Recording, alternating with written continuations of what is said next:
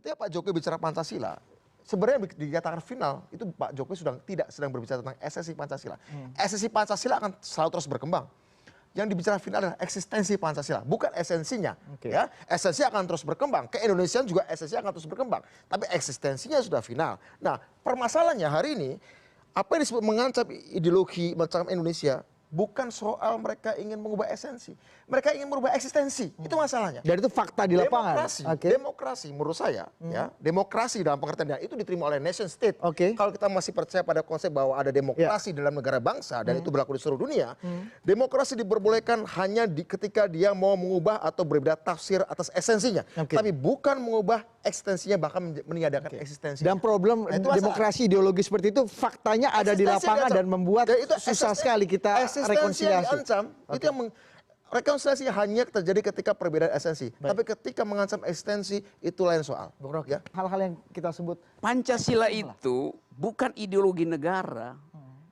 Itu adalah titik orientasi kita bersama. Kalau dijadikan ideologi negara, itu justru berbahaya. Karena orang akan tanya ketuhanan itu siapa yang akan isi. Model keadilan sosial itu versi mana? Versi Cambridge atau versi Chicago, versi Marx atau versi Rawls misalnya. Justru karena dia tidak final, maka dia dipercakapkan. Jadi orang yang bilang Pancasila sudah final, itu ngaco. Buat apa ada BPIP? Nanti setiap kali saya dapat undangan, Pak Rocky nanti tolong membahas, ada seminar Pancasila, tolong bahas tentang Pancasila. Kalau dia udah final ngapain dibahas? Ngapain didiskusikan itu?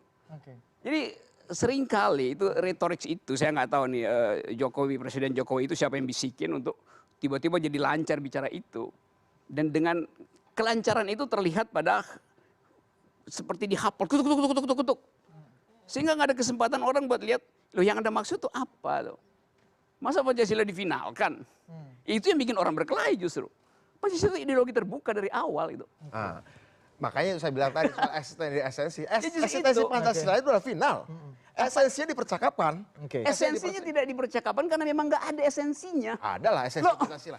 Coba kalau kamu bicara di lima sila, ya memang kering. Tapi lihat pembukaan UUD 45. Coba kau lihat pembukaan UUD 45 sangat dinamis loh.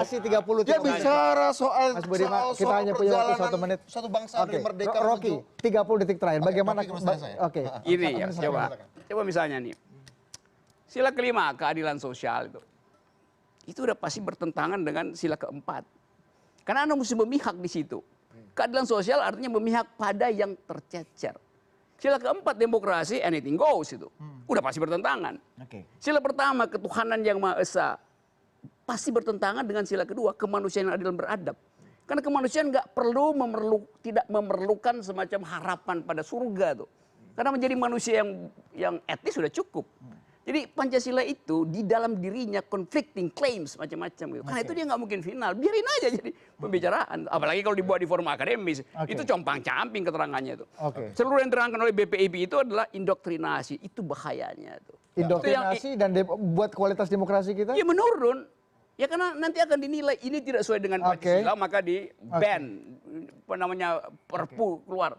Lu didebatkan dulu pandangan hidup orang itu di dalam forum akademis misalnya. Bukan gebuk tendang seperti tadi kata Presiden. Ya itu dan konyol. Itu beda dengan Orde Baru yang mengatakan Pancasila sebagai asas tunggal. Yang harus menjadi asas tunggal masing-masing orang masing-masing parpol. Hari ini tidak. Masing-masing ada asas Islam, ada asas macam-macam. Yang dikatakan adalah final sebagai dasar negara. Bung Karno mengatakan bahwa Pancasila dua punya sifat. Ya. Meja yang statis, tepat di mana segala perjamuan kebangsaan diletakkan, dan light star yang dinamis, bintang penuntun, guided, ya, bintang penuntun yang dinamis. Artinya apa? Sebagai sebuah meja statis, mari kita bercakap-cakap dan berperjamuan di meja ini, tapi kita juga punya cita-cita. Cita-cita apa? Diproyeksikan dari orang-orang yang berketuhanan, berkemanusiaan. Oke, mengatakan konfliktual antara ketuhanan, kemanusiaan, demokrasi, dan persatuan segala macam, dan keadilan sosial. Nah, di mana sih? Kenapa itu? Karena memilih demokrasi. Demokrasi lahir bukan karena ada yang baik dan yang jahat. Tapi orang lebih baik menjadi korban ketika berkelahi antar kebaikan versi masing-masing. Dan karena ada kebaikan-kebaikan itulah kita butuh demokrasi. Nah, ketika ada yang tidak percaya pada demokrasi, menitik keberatan pada teokrasi misalnya, maka meruntuhkan 4 sila di bawahnya, itu jadi masalah. Dan negara harus berperan di situ seperti yang dilakukan oleh negara. Kalau negara hanya berbicara persatuan saja, mengabaikan satu, mengabaikan yang kelima, juga kan parah. Baik, demokrasi tetap kalah dengan durasi ya. Kita durasinya sudah habis. Terima kasih. Kita akan